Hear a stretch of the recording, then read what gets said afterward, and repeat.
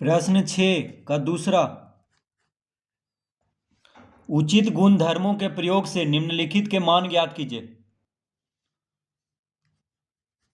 7/5 गुना -3/2 -1/5 गुना 3 plus 11/2 गुना 7/5।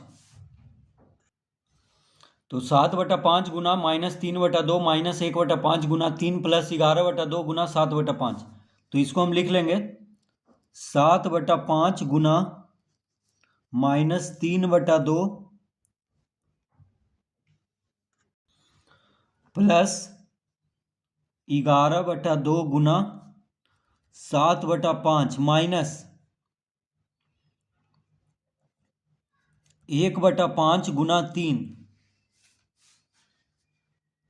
तो 11/2 गुना 7/5 को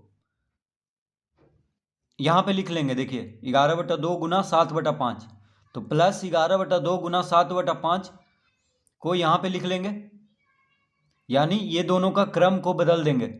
तो -1/5 गुना 3 को इधर लिख लेंगे अंतिम में, और प्लस 11/2 गुना 7/5 को पहले लिख लेंगे। तो ये दोनों का क्रम को बदल दिए हैं, कोई फर्क नहीं पड़ेगा। तो ये कौन सा नियम है? तो यहां पे लिखेंगे क्रम विनिमय नियम। क्रम विनिमय नियम से, तो क्रम विनिमय नियम से ये दोनों का क्रम को बस यहां पे बदल दिए हैं। अब यहां पे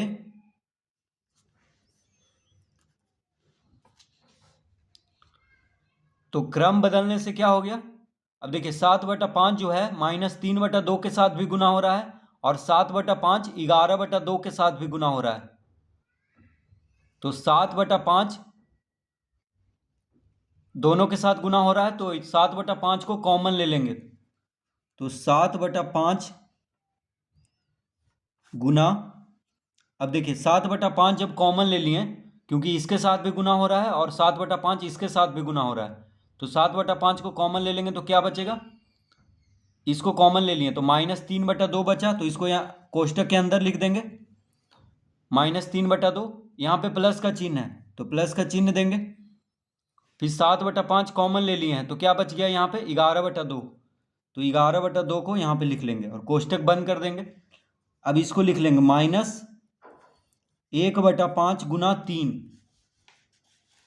-1/5 गुना 3। तो इस तरह लिख लेंगे। तो ये कौन सा नियम है? इसको कहते हैं वितरण नियम। तो यहां पे लिखेंगे वितरण नियम से। तो वितरण नियम से हम क्या किए हैं? 7/5 को कॉमन लेकर के -3/2 प्लस 11/2 को कोष्टक के अंदर कर दिए हैं, क्योंकि 7/5 दोनों के साथ गुना हो रहा है। तो इसको कौन सा नियम कहते हैं? वितरण नियम। अब देखिए, अब क्या करेंगे? यहाँ पे ये दोनों को जोड़ेंगे पहले, फिर जो आएगा जोड़ने के बाद उसको 7/5 के साथ गुना करेंगे। तो लिखेंगे 7/5। अब देखिए 2 और 2 का लघुत्तम 2 हो जाएगा, 2 और 2 का लघुत्तम 2 हो जाएगा। तो हर बराबर है, इसलिए अंश में जो है उसको लिख देंगे। तो -3 प्लस 11 माइनस, अब 1/5 गुना 3, देखिए 1/5 गुना 3 क्या हो जाएगा? -3/5 हो जाएगा। यहाँ पे 3 और 1 गुना हो जाएगा, तो -3/5 हो गया। तो यहाँ पे हो जाएगा 7/5 गुना, अब देखिए 11 प्लस में है, 3 माइनस में है, तो 11 में से 3 घटाएंगे तो 8 आ जाएगा। तो 8/2 हो गया, -3/5 अब लिख देंगे। तो 11 -3 प्लस 11 हो जाएगा 8। तो 8/2, कोष्टक को हल करने पे कितना आ गया? 8/2। कोष्टक हटा देंगे। अब देखिए गुना भी है घटाव भी है, तो पहले गुना होगा तो हो जाएगा 8 सत्ते 56। देखिए यहाँ पे कट रहा है तो पहले काट लेंगे। 2 चौक 8 कट रहा है, 2 चौक 8, ठीक है, 2 चौक 8। तो 7 गुना 4 कितना हो गया 28, यानी 28/5 माइनस 3/5 हो जाएगा। देखिए 7 और 4 को गुना कर देंगे तो 28 हो गया, बटा में क्या बचा 5, तो 28/5 माइनस 3/5। अब यहाँ पे 5 लघुत्तम ले लेंगे।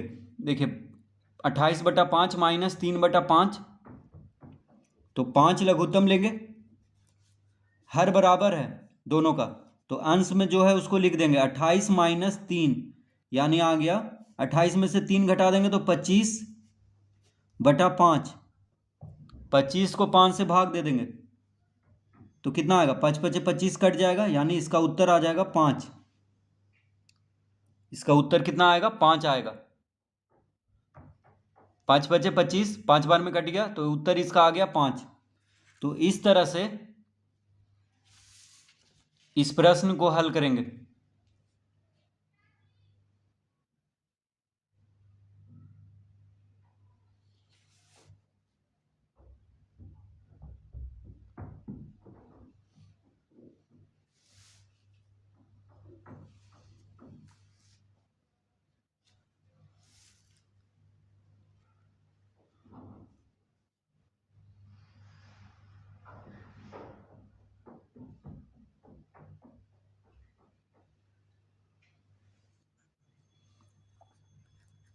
तीसरा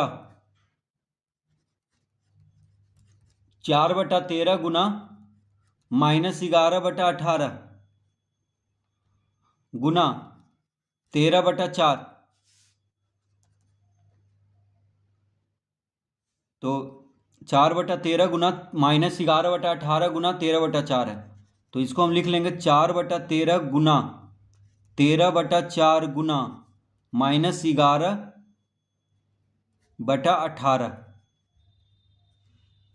तो यहाँ पे हम क्या किए हैं, 13/4 को इधर लिख लिए हैं, तो ये कौन सा नियम है, तो इसको लिखेंगे क्रम विनिमय नियम। तो क्रम विनिमय नियम से 13/4 और -11/18 का क्रम बदल दिए हैं। 13/4 को पहले लिख लिए और -11/18 को बाद में लिख लिए। अब देखिए अब क्या करेंगे, 4/13 गुना 13/4 को पहले गुना करेंगे, इसलिए ये दोनों को कोष्टक में कर दिए हैं, ठीक है। -11/18 को अंतिम में गुना करेंगे, तो 4/13 और 13/4 को पहले गुना करेंगे, इसलिए दोनों को कोष्टक में डाल दिए हैं, और जो आएगा फिर -11/18 के साथ गुना करेंगे। तो इसको कौन सा नियम कहते हैं, इसको कहते हैं साहचर्य नियम।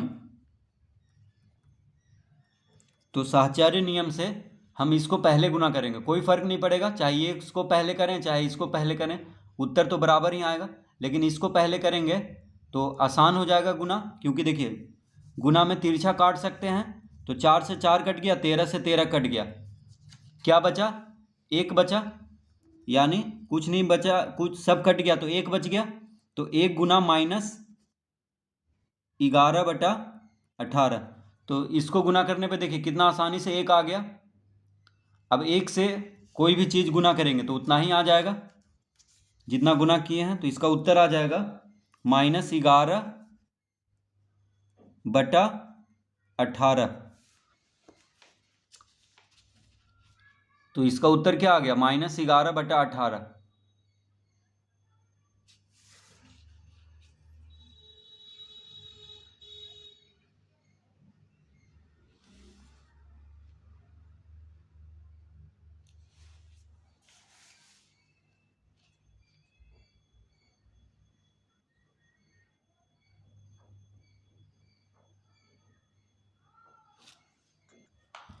प्रश्न 6 का चौथा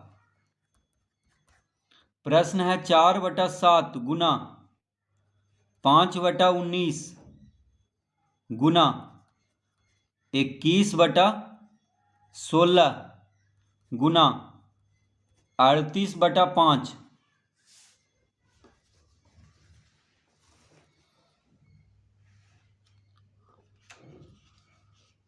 तो इसको हम लिख लेंगे,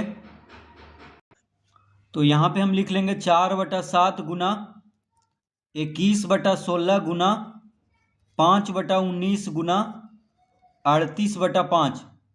तो यहाँ पे क्या करेंगे, 21/16 और 5/19, देखिए गुना में है दोनों, तो इन दोनों का क्रम को बदल देंगे, यानी 21/16 को पहले लिख लेंगे, 5/19 को बाद में लिख लेंगे यहाँ पे। तो ये दोनों का क्या किए हैं, क्रम बदल दिए हैं। तो इसको कौन सा नियम कहते हैं, क्रम विनिमय नियम से। तो क्रम विनिमय नियम से ये दोनों का क्रम को बदल दिए हैं। अब देखिए, अब क्या करेंगे, 4/7 गुना 21/16 को पहले गुना करेंगे, फिर 5/19 गुना 38/5, यानी 4/7 गुना 21/16 को एक साथ गुना करेंगे, फिर 5/19 और 38/5 को एक साथ गुना करेंगे। ठीक है, इसलिए इन दोनों को कोष्टक में कर दिए हैं, क्योंकि यही दोनों को पहले गुना करना है, फिर ये दोनों को गुना करना है, यानी इन दोनों को एक साथ गुना करना है और ये दोनों को एक साथ गुना करना है। तो देखिए 4/7 गुना 21/16 है, तो गुना में तिरछा कटता है, तो 7 या 21 काट लेंगे, 4 चौक 16 कट गया। ठीक है, तो यहाँ पे बच गया 3/4। कितना बचा, देखिए 3 बचा ऊपर और 4 नीचे, गुना, अब कोष्टक हटा देंगे यहाँ पे। अब इसमें देखिए गुना में तिरछा कटता है, तो 19 दूना 38 और 5 से 5 कट गया, तो क्या बचा, सिर्फ 2 बचा, तो यहाँ पे 2 लिख देंगे। तो देखिए यहाँ पे ये जो कोष्टक लगाए हैं इसको कौन सा नियम कहते हैं, यानी ये दोनों को एक साथ गुना करना है और ये दोनों को एक साथ गुना करना है, तो गुना करने में हमको आसानी होगा। ठीक है, देखिए कितना आसानी से कट गया यहाँ पे। तो इसको कहते हैं साहचर्य नियम। ये जो कोष्टक लगाए हैं कि इसको साथ में गुना करेंगे ये दोनों को, इसको कहते हैं साहचर्य नियम। तो साहचर्य नियम से